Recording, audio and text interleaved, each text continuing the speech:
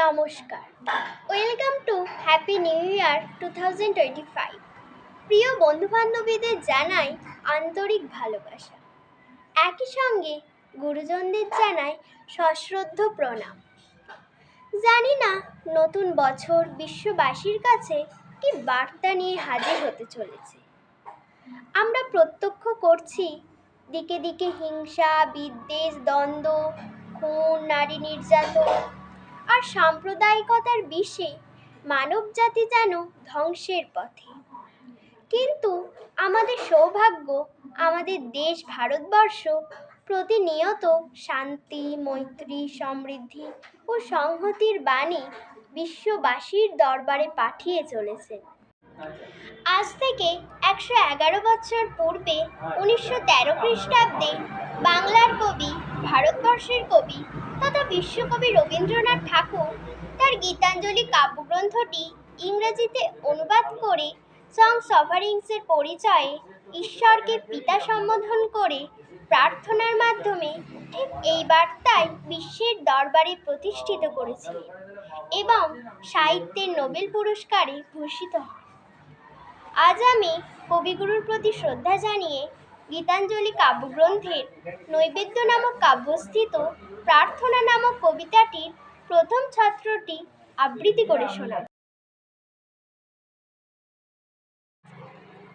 চিত্ত যেথা ভয় শূন্য, চিত্ত যেথা ভয় শূন্য, উচ্চ যেথা শির, জ্ঞান যেথা মুক্ত, সেথা গৃহের প্রাচীর। আপন প্রাঙ্গণ তলে দিবস সার করি, বসুধারে রাখে নাহি খণ্ড ক্ষুদ্র করি। যেথা বাক্য হৃদয়ের উৎস মুখ হতে উচ্ছ্বসিয়া ওঠে, যেথা নির্বারিত স্রোতে দেশে দেশে দিশে দিশে কর্মধারা ধায়, অজস্র সহস্রবিধ চরিতার্থতায়। যেথা তুচ্ছ আচারের মরুবালু রাশি, বিচারের স্রোত পথ ফেলে নাহি গ্রাসী। পৌরুষেরে করেনি শতধা, নিত্য যেথা তুমি সর্ব কর্ম চিন্তা আনন্দের নেতা। নিজ হস্তে নির্দয় আঘাত করে প্রীত, ভারতের এই স্বর্গে কর জাগরিত।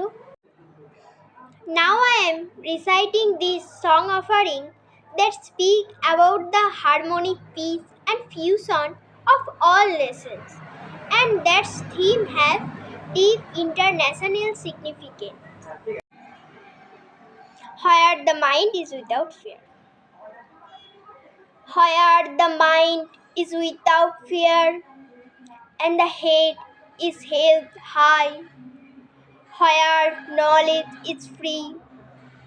Where the world has not broken up into fragments by narrow domestic walls.